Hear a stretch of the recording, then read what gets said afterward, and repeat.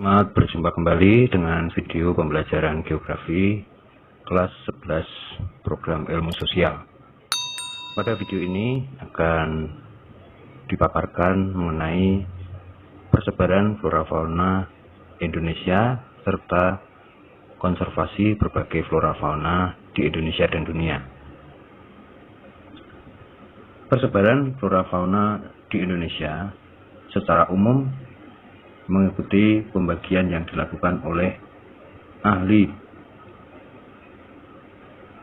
peneliti tentang kehidupan flora fauna yang bernama Wallace dan Weber, yang membagi wilayah Indonesia menjadi 3 sub-wilayah atau subregion.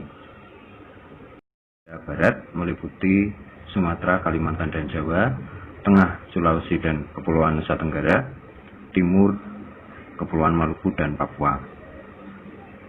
Persebaran flora fauna di Indonesia juga mengikuti pembagian tersebut, bahwa ciri khas flora fauna Indonesia Barat, Tengah, dan Timur itu menunjukkan karakteristik yang khas atau berbeda. Nah, sebelum melihat kondisi flora faunanya, kita akan lihat dulu mengapa seperti yang tadi saya jelaskan berbentuk flora fauna yang berbeda-beda. Coba perhatikan pada pembagian wilayah pada sejarah geologi Indonesia ini, bahwa wilayah Indonesia itu bagian barat sebelum zaman es itu pernah menyatu dengan Asia, sedangkan Indonesia Timur itu pernah menyatu dengan Australia. Di tengah itu tidak pernah menyatu dengan wilayah manapun, sehingga mereka atau hewan-hewan di sana itu punya keunikan atau ciri khas yang khusus. Di hewan-hewan tersebut memisahkan wilayah berdasarkan karakteristik hewan yang ada. Wilayah Indonesia Barat biasanya adalah jenis mamalia besar, Indonesia Tengah itu mamalia kecil, dan Indonesia Timur itu kebanyakan adalah jenis-jenis burung, seperti yang kita lihat nanti pada contoh hewannya. Sedangkan untuk tumbuh-tumbuhan, sebenarnya secara umum wilayah Indonesia Barat itu ada ciri khas tumbuhan seperti Rafflesia arnoldi, kemudian Indonesia Tengah itu ada kantong semar, kemudian Indonesia Timur itu ada jenis bunga yang banyak hidup di rawa-rawa. Ini keunikan masing-masing wilayah. Sedangkan untuk hewan itu keunikannya adalah Indonesia Barat itu mamalia besar, Indonesia Tengah itu mamalia kecil, dan Indonesia Timur itu jenis burung. Ada berbagai jenis burung yang berbulu indah di wilayah bagian timur Indonesia.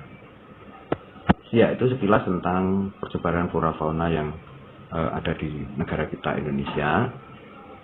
Nah, kemudian bagaimana untuk menjaga kelestarian flora fauna tersebut? Berikut ini akan dijelaskan tentang konservasi flora dan fauna di Indonesia khususnya dan di dunia juga. Flora dan fauna sebenarnya adalah sumber daya alam hayati yang harus terus dilestarikan, karena mereka semua atau tumbuhan dan hewan itu akan memberikan kesejahteraan bagi umat manusia dimanapun. Nah, di Undang-Undang Nomor 5 Tahun 90 sudah ditetapkan sebagai Undang-Undang Konservasi Sumber Daya Alam Hayati dan Ekosistemnya. Nah, konservasi sumber daya alam hayati itu apa artinya? Itu mengelola sumber daya alam yang ada, khususnya untuk hal hayati atau makhluk hidup, di mana pemanfaatannya dilakukan secara bijaksana untuk menjamin kesinambungan persediaannya dengan tetap memelihara dan meningkatkan kualitas keanekaragaman dan nilainya. Bagaimana pelaksanaan konservasi tersebut antara Indonesia dan dunia itu tentu terus saling bekerja sama agar semua potensi sumber daya alam dan khususnya yang hayati itu tetap dijaga oleh penduduk atau manusia yang tinggal di negara masing-masing. Bagaimana kondisinya melihat pelestarian flora fauna yang sering terganggu oleh berbagai kerusakan, di mana kerusakan-kerusakan itu faktor-faktornya antara lain. Pertama, karena pengaruh evolusi, itu biasanya bersifat alami, entah tumbuhan maupun hewan itu berevolusi menjadi jenis tumbuhan yang berbeda dari asal mulanya. Faktor yang kedua, ada usaha penebangan ilegal oleh kelompok-kelompok manusia yang ingin memanfaatkan keuntungan dari sumber daya alam.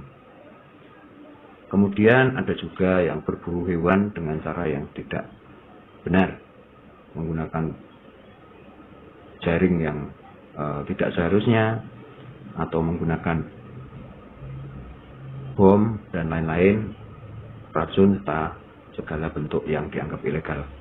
Bisa juga karena adanya bencana alam yang tidak bisa dikendalikan oleh manusia, entah longsor, entah tsunami, ataupun karena bencana-bencana yang tidak bisa kita prediksi.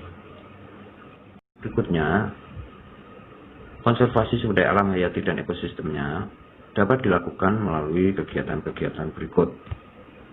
Seperti misalnya membuat taman nasional untuk jenis hewan tertentu. Untuk di Indonesia, khusus hewan gajah, ada tempat perlindungannya di Lampung yang kita kenal dengan nama Waikambas. Kemudian untuk pemanfaatan sumber daya laut ikan, misalnya harus ditangkap sesuai dengan cara yang betul, dengan jaring yang sifatnya mendukung kelestarian. Kemudian juga ada di beberapa tempat. Ini misalnya di Tiongkok ada Taman Nasional Huanglong.